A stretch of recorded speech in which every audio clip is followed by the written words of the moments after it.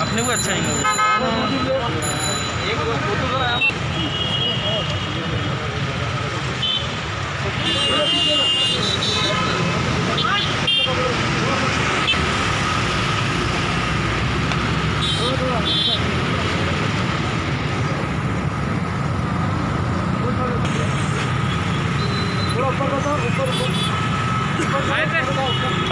बस थोड़ा पीछे आ जाओ ना, सब पीछे।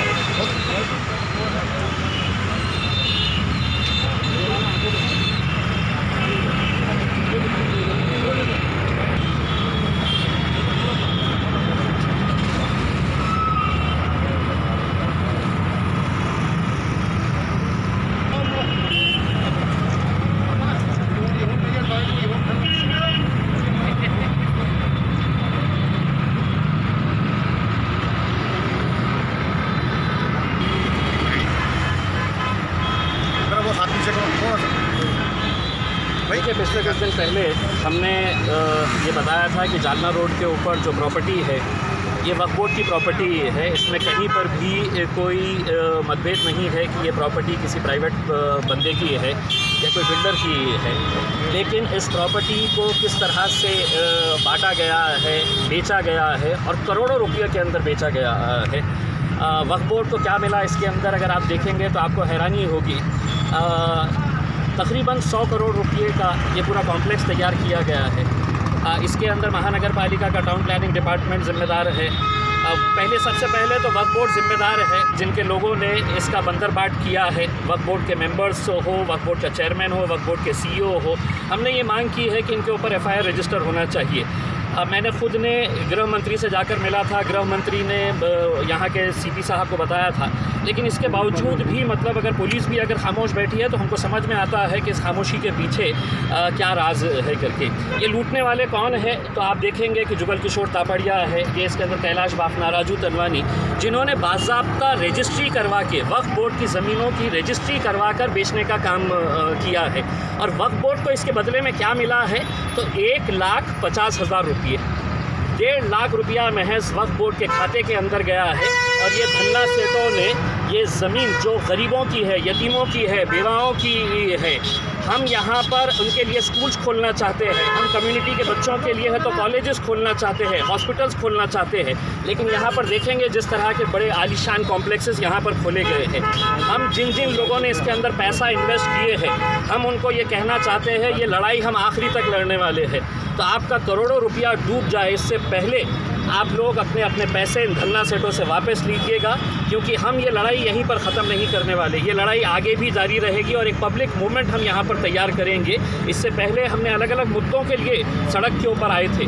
अब मैं वक्फ बोर्ड का मेंबर होने की वजह से मुझे मालूम है कि मुझे एक लड़ाई वक्फ बोर्ड के अंदर लड़नी है, लेकिन वो लोग जिन्होंने इतने सालों से सिर्फ ज़मीनों को बेचने का धंधा किया है, उनसे लड़ना इतनी आसान बात नहीं रहेगी। इसीलिए एक लड़ाई हमको सड़क के ऊपर भी लड़नी पड़ेगी। और ये कोई सियासी मुद्दा नहीं है, ये इम्तियाज़ जलील की राजनीतिक पार्टी से कोई का मुद्दा नहीं है, ये कौम से जुड़ा हुआ मुद्दा है कि यहाँ पर इन आलीशान इमारतों के सामने जो लोग हैं तो आज पंचर का काम कर रहे हैं, जो चाय बेचने का काम कर रहे हैं, जो पकौड़े तलने का काम कर रहे हैं, ये कौन लोग हैं? ये उनके हक़ की ज़मीन है।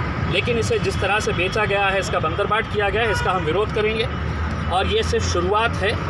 हम यहाँ पर बार बार आते रहेंगे और ये लोगों को एहसास दिलाते रहेंगे कि जिस ज़मीन के ऊपर तुम ये धंधा कर रहे हैं, ये ज़मीन गरीबों की है। और मैं तमाम लोगों से ये अपील करना चाहूँगा, यहाँ जितने भी चाहे वो शोरूम्स हो, होटल्स हो या जितने भी कारोबार हो, अगर कोई इंसान वहाँ पर जाकर अगर ख़रीदता है तो आप समझ लीजिएगा किसी गरीब का निवाला छीनकर आप अपना पेट भर रहे हैं।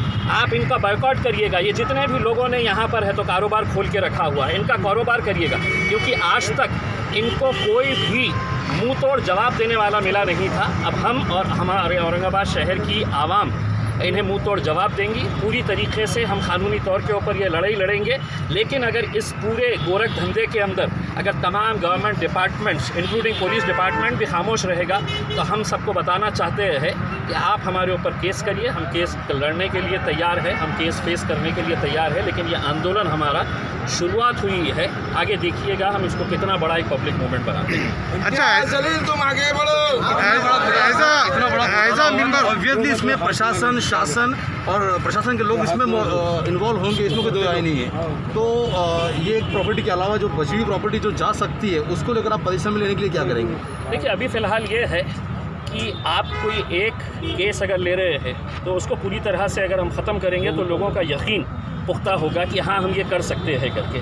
आज तक हो ये रहा है कि ये धन्ना सेठों ने अपने पैसे का इस्तेमाल किए हैं, इनके पीछे राजनीतिक दल के लोग शामिल हैं, बड़े बड़े धन्ना सेठा हैं, पैसे के बल के ऊपर ये महानगर पालिका को ख़रीद सकते हैं, ये रजिस्ट्री ऑफिस को ख़रीद सकते हैं, इन्होंने वक्फ बोर्ड को पूरी तरह से ख़रीद लिया है।